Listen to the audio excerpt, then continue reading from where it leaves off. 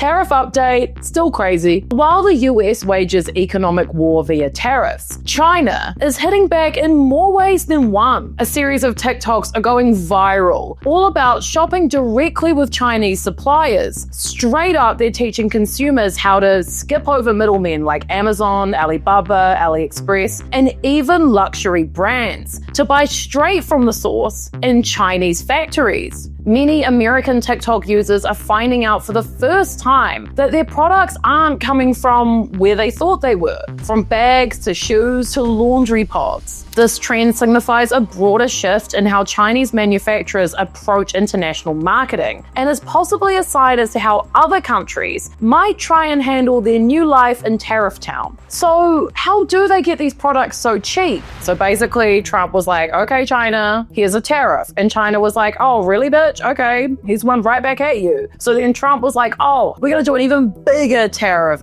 biatch. And then China did nothing. They were like, all right. And then Trump was like, oh, I'm waiting for a call from Xi Jinping. We're gonna sort out a deal. And then he didn't call him. And then Trump was like, no, I'm like so ready for a deal right now. And then still didn't call him. So then Trump was like, okay, I'm gonna backtrack some of these tariffs. Trump did pull a bit of a plot twist this week in the US-China trade saga by exempting smartphones, computers, and other electronics from his hefty tariffs. This sudden change, retroactive to April 5th, spares tech giants like Apple, Dell, and Nvidia from potential price hikes and supply chain problems. The decision aims to prevent consumer prices from skyrocketing and acknowledges the challenges faced by tech companies who are relying on Chinese imports. However, these exemptions might be short-lived, and they clearly aren't for you, sorry. They're for tech companies, aka Trump's friends. And yes, a normal American might not have to pay $3,500 for an iPhone, but like, what about everything else? Well,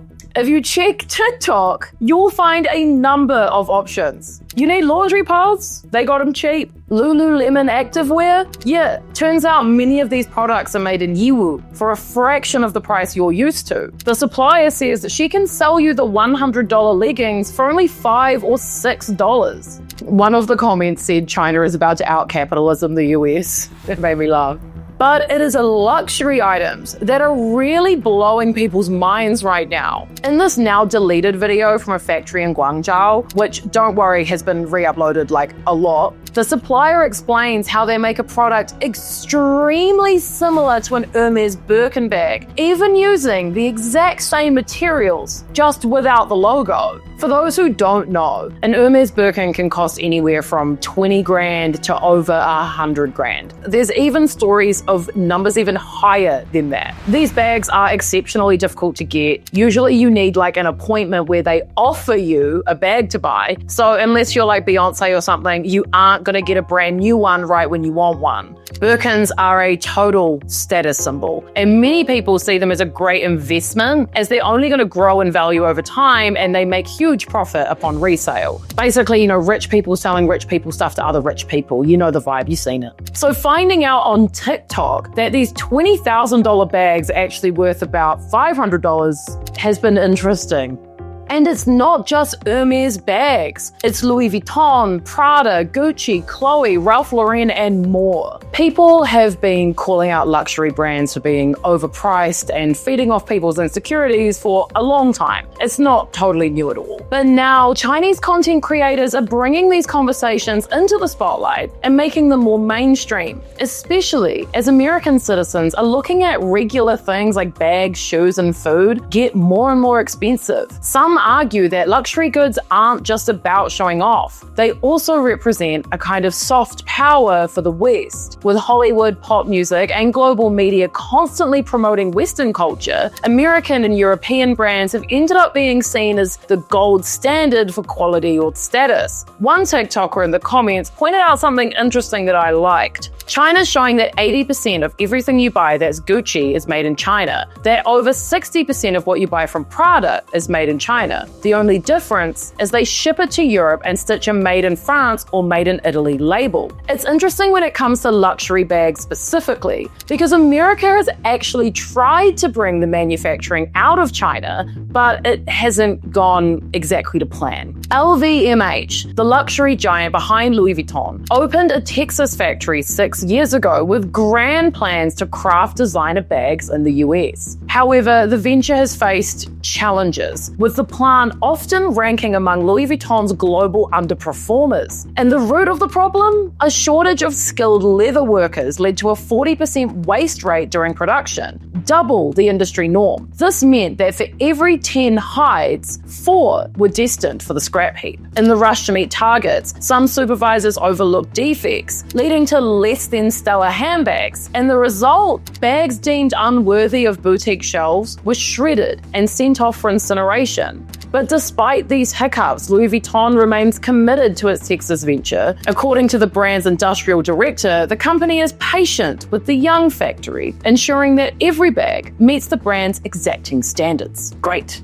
But with this in consideration, how is it that Chinese companies are able to make essentially the same bag for cheap and without the staffing or quality control issues? Look, this is the elephant in the room. You're not going to like it, but it's highly due to China's low-wage workforce. The US often says that China is stealing from it or taking advantage of trade deals, but behind the scenes, it's actually Chinese factory workers who are getting the short end of the stick. They're paid way less than American workers, literally just a fraction, and that tiny paycheck just isn't going to keep up with rising living costs. Meanwhile, the real winners are wealthy business owners who make big profits off the system of cheap labor. In 2024, factory workers in China made about 20% of what American workers earned, and in India, it was even lower, just 3%. So while some people argue over trade or which bag is better, workers in these countries are the ones really feeling the squeeze. But it is this cheap labor that makes the product significantly cheaper and quicker to make. The complexity and lack of transparency in global supply chains involving China, coupled with restrictions on Chinese civil society, mean that direct access to information about the labor rights issues in the country's export sectors are limited.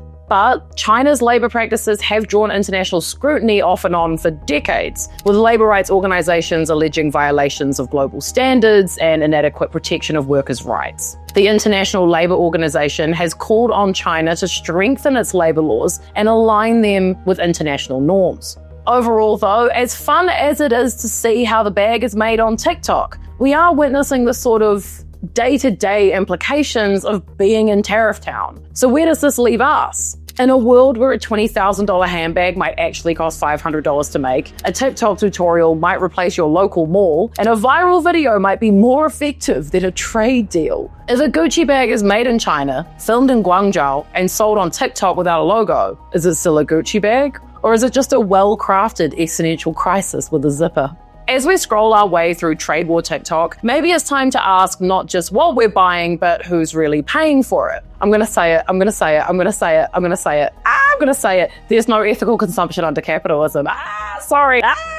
Thank you so much for watching. If you like this video, make sure you like, make sure you subscribe. We do 5 videos a week on everything happening all around the news, in the world, and on the internet. See you tomorrow.